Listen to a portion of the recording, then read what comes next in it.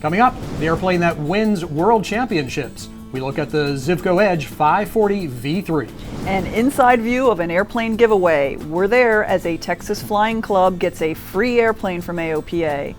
And flying on no fuel, a California group figures out how to do cross-country training in electric airplanes. And is this the new George? Imagine this dude as your co-pilot. AOPA Live this week begins in just a moment. There are many important things to consider before purchasing an aircraft. Let the experts at Aerospace Reports help guide you through the process. We combine expert knowledge with our long-standing commitment to personalized customer service to perfect your transaction. Learn more at aerospacereports.com.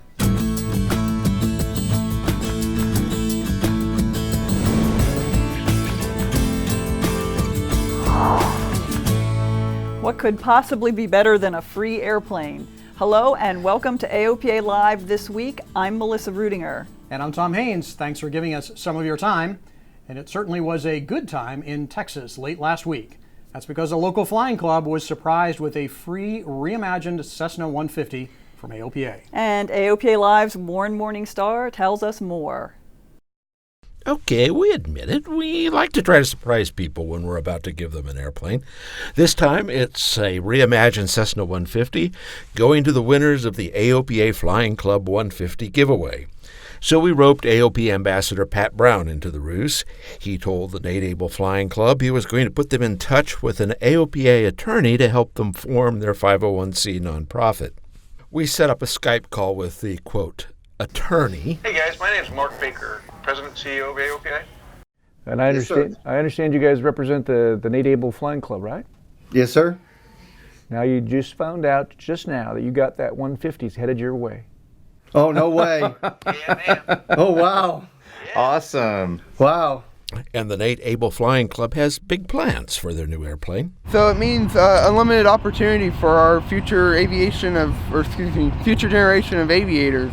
We hopefully like to open up our club to fellow youth that are 15, 16, 17 and continue to fly kids for Nate in the memory of Nathan Able. You see, Nate Able loved kids and flying. But this is awesome for a lot of kids. That's what Nate would want, and he'd be really proud of this. And he was such a good ambassador for kids, taking him up and flying him. With my son, the impact he had on us was immeasurable because he kicked my son's flying career off. He was, unfortunately for my son, he was the last young eagle flown by Nate. But in the short time they stayed, kept in contact through his illness, he kind of took the banner from Nate to carry that forward. Nate passed away 3 years ago, but every year now there is a Fly Kids for Nate event that raises money for aviation scholarships. And that's the kind of community that flying clubs can help create. Flying Club's initiative, which is really one of the best ways to stay active and flying because you can share the cost of ownership. It's the most cost-effective way to stay flying, and you have a built-in community. And that's why AOPA helped set up flying clubs as part of its You Can Fly initiative. The entire industry can agree that we really need to focus on turning the pilot population around, and our initiatives are not aimed at just one aspect of our pilot population. They're aimed at different aspects of a pilot's life cycle. And there's not a single silver bullet, one program that's going to solve the pilot population issue, but we think these initiatives, these 4 initiatives, are very targeted and will hopefully together turn this around. And for the Nate Able Flying Club, You Can Fly means they can turn things around for a lot of kids. Just an amazing day. In Fort Worth, Texas, Warren Morningstar, AOPA Live. And you can find out about all of the components of the AOPA You Can Fly initiative on our website. AOPA is going to court to save you money, or at least we hope we'll be in court. The Supreme Court, as a matter of fact. AOPA is asking the Supreme Court to hear a product liability case. A Cessna 172 crashed in 2005, killing the pilot. His wife filed suit, and the federal jury concluded that the carburetor wasn't designed right, even though it met FAA certification standards. AOPA says juries can't substitute their opinions for FAA certification. But we can't have a situation where 50 different states can issue design rules for an aircraft. but we think it's a very compelling circumstance, particularly for aircraft owners and operators, which are our membership, because ultimately, you know who's going to end up paying. The ultimate payor is going to be the owner or lessor of that aircraft. No word yet if the court will hear the case. It's going to be an interesting one way or the other, Melissa. Yeah, so you have some background on this, and in fact, you had a hand in crafting our argument. I did. Can you tell us about I was involved in kind of reviewing the brief, wrote some things that some of which a little bit of got incorporated into it. I did my master's thesis on the effect of product liability on general aviation, and it has been massive. I mean, the hidden costs that are associated with product liability in general aviation are massive and really something we need to pay attention to. Yeah, well, stay tuned. Hopefully they'll hear the case. Yeah, I hope so. And a couple of stories of AOPA stepping in to advocate on other issues important to pilots. The FAA has just released a list of 125 instrument approach procedures that will be decommissioned in November. That's because they are either duplicates of other approaches or were based on ground nav aids that are being taken out of service. AOPA worked on the committee that set the cancellation criteria, and the association is advocating for a minimum VOR network to allow IFR aircraft to continue to navigate if there's a GPS outage. In Maine, AOPA has asked the FAA to stop construction of a second oyster farm just 2 miles from Hancock Bar Harbor Airport. Oyster farms attract seabirds, and as Captain Sully can attest, waterfowl and airplanes just don't mix. AOPA asked FAA to issue a determination of hazard. The weather is what you find in aviation, and sometimes it just blows, literally. The Red Bull Air Race in Las Vegas faced some serious winds over the weekend. Gusts higher than 30 knots shut down the action. Qualifying rounds were dropped, and the field started the race based on points standing. But Mother Nature wasn't done yet. Before the round of 14 could finish, the gusts were back, ending the race. The World Championship is based on points earned during the season. 2 out of the 3 podium finishers this year, including the world champion, have something in common. They each fly a hot rod airplane built right here in the U.S. Paul Harrop takes us inside the Zivco Edge 540 V3. To win, you have to be the best. And to be the best on the world stage of the Red Bull Air Race Series, you need to be fast, precise, and nimble. The best pilots in the world come to Guthrie, Oklahoma to have Zivco Aeronautics build the almighty Edge 540 V3. The airplanes are just very, very fast, very clean. The Edge was born in the late 80s as a wing. Competition acro pilots wanted an all-composite wing to replace their wooden sparred ones. And from there, the design grew around the wing structure in 1993. Hannes Hartsch was the first customer from Europe that we had. Other pilots, like 2016 world champion Matthias Dolderer, caught on early. And then over the time it has proven that this is the aircraft to go for. And a lot of it is due to that wing. I like actually the stiff wing. That's what makes the Edge so great for the air race, is that the wing is so special, right? You could probably pull 20 Gs at 210 knots in this airplane. It just doesn't let go, which is what really has made it a great race plane. And then Eric, with the V3 and then all of the mods that we've done to these airplanes over the years, have made it even better. Race teams like that it's easy to modify the airplane to suit their needs, and few teams have done as much work to improve upon the V3 design as Team Goulian. We spent an unbelievable amount of energy on winglets, cooling design, reducing the drag of the airplane, trying to get it a little bit lighter. And Team Goulian even went so far to cut down every screw on the airplane to save weight. It all builds upon a solid airplane. They're just responsive. The airplane doesn't do anything that you don't tell it to do. But when you tell it to do something, it does it. It has the capability of doing it very quickly. But Dolderer says don't overlook the pilot's skill. And actually it's a pilot who is the most important.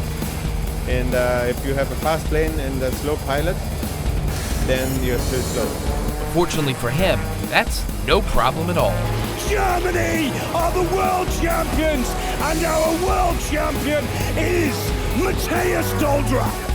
Paul Harrop, AOPA Live. The Zivco Edge 540 V3 is an exclusive airplane. Zivco Aeronautics will only build a new one for a Red Bull Air Race Masterclass pilot. So you better get to practicing. I'll get right on that. When we come back, Christmas is closer than you think. We have some of the gear you might want to find in your stocking. And imagine this helping you with your cockpit chores. AOPA Live this week continues in a moment. Purchasing your own aircraft is an exciting experience. AOPA Finance simplifies the process, saving you money with lower interest rates and hassle-free loans, so you get into your new aircraft sooner. AOPA Finance, the right approach to buying an aircraft. Welcome back. You're watching AOPA Live this week. Electric airplanes are about to leave the traffic pattern in California. A group of partners, including a local flight school, community college, local governments, and Pipistrel Aircraft, are building 4 charging stations for the Alpha Electro at airports around the Central Valley. Instructors will be able to use more than one airplane in a single lesson by flying to an airport, switching to a freshly charged aircraft, and then continuing the flight. They hope to cut the cost of a sport pilot certificate to just $1,500. Read more on our website or in the latest edition of AOPA ePilot. And here's another glimpse into the future. Aurora Flight Sciences is testing a robotic co-pilot. The goal is to reduce the need for an extra pilot on multi-crew aircraft. The system is designed to work without major alterations to the aircraft, so it can be easily moved to different aircraft. The technology is intended for the military, but it could find its way to civilian aircraft in the future. They're going to test the robot in a Huey as well. So Melissa, don't know, that's a lot of monkey motion going on there with that thing. Monkey motion, I like that. It looks rather strange. It's very bizarre. But they don't want robot aircraft at air shows. The International Council of Air Shows is encouraging event organizers to include a no drone message in their publicity plans. No problems yet, but the air show folks say they're just being proactive to keep pilots and audiences safe. And here's a safety enhancement for your airplane. The FAA has just approved Guardian Avionics iPad and iPhone mounts in certified aircraft. This falls under the non-required safety enhancing equipment, or NORSE, that AOPA has been pushing for. The panel mounts include a built-in power supply. A similar but certified model from Guardian is installed in our 172 sweepstakes airplane that you're eligible to win. And speaking of new products, the November issue of AOPA Pilot Magazine has a special pilot gear section. AOPA Live's Josh Cochran talked to senior editor Al Marsh about a few of the products in the magazine.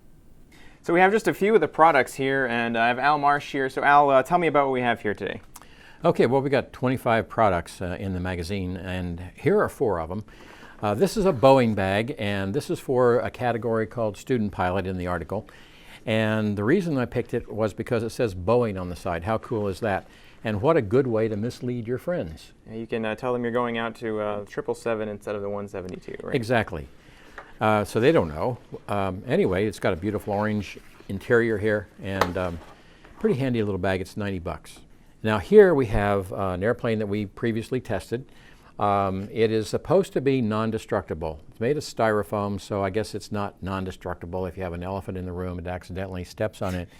But I'm going to start it up because it does something neat on startup. If you'll hold that, get my iPhone going here. It operates from an app. And you've got to turn it on. There we go. Here we go. It's searching. You get that sound? Okay. Now, look at that. It is raring to go. Now, right next to it, we have a 360 fly camera. Fly doesn't mean, oh boy, airplane fly. It means the insect. They've got a picture of a fly on their box. And I had a chance to take that one up. It overheated, so I took it out of the window. I put it on the cabin of I held it on the cabin of the airplane, and I thought it wasn't working because it broke lock with my iPhone, and that's the way you start it and stop it. It's all internal memory, but it was working. So we do have a couple of seconds of in-flight footage. The rest is me flailing away with it, trying to make it do its thing. There are alternatives. In the article, I mentioned the Ricoh camera. It's a Theta, Ricoh Theta, and I talked to a pilot who said that works great. He hung it under a wing, and I saw the shots on his iPhone. It looked great. In the last couple of days, Nikon has come out with a product. They have a 360-degree camera that's brand new. They have a 170-degree, and they have an 80-degree camera view. They start out at about $500. And Nikon makes pretty good products. They know what they're doing. So I would take a look at everything before I got that. but it did work. In its defense, it did work. Well, there's more and more 360 video out there all the time, so I'm sure there'll be even more cameras like this coming out. Now, our last product is a replacement for a product that we had earlier when we shot this sequence before. We had a fire starter, and it was so good at what it does, we thought maybe it would start an airplane fire in the air. So we kind of backed off and got one sold by Aircraft Spruce for $25. And I'm going to let you demonstrate that. It's basically you're striking flint, and so you're the striker. You're the official striker. That's even almost like trying to light it's foil trying on to fire. burn up. It's trying to burn up foil. So you have to be a little bit angry to get it to work, but it does seem to work pretty well. So Al, looks like some of the stuff you have here is pretty neat, and there's even more in the November issue of the Pilot magazine. So thanks, Al. The digital edition of AOPA Pilot is out now. So, Melissa, any of that going to show up in your stocking? Well, if I can't get the robotic co-pilot, I am thinking about getting a drone. How about you? Well, I'm not sure about any of that stuff. I got a lot of things that want to go in my stocking. I need new windows for the airplane. I like some paint, and my engine is over TBO, so I'll take one of those too. But. Good luck with that. Yeah, thanks. What's better than hot planes, cool cars, and motorcycles? Well, what if they were all at a family-friendly event at the airport? The AOPA National Aviation Community Center is hosting Wings and Wheels on Saturday. It's going to bring a lot of people out to the Frederick Airport who may not normally be exposed to aviation.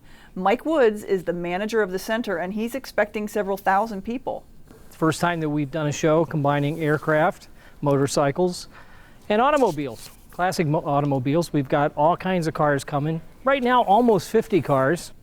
The event is free, and if you're in the Mid-Atlantic, we welcome you to fly, ride, or drive in. It's Saturday the 22nd, and it runs from 10 until 2. It's right here on the Frederick Municipal Airport. That's Foxtrot Delta Kilo. And this final note. For those of you who've been offline and out of touch for a while, yes, the new Samsung Galaxy Note 7 smartphone can catch fire. This week, the FAA issued an emergency order banning Note 7s from air transportation. The order only applies to commercial air transport, but you may want to get out of your 172 as well. Fire in your pocket may just spoil your day no matter what you're flying, and so that's something you probably don't want in your stocking. Absolutely not. Thanks for watching AOPA Live this week. We'll see you again next week.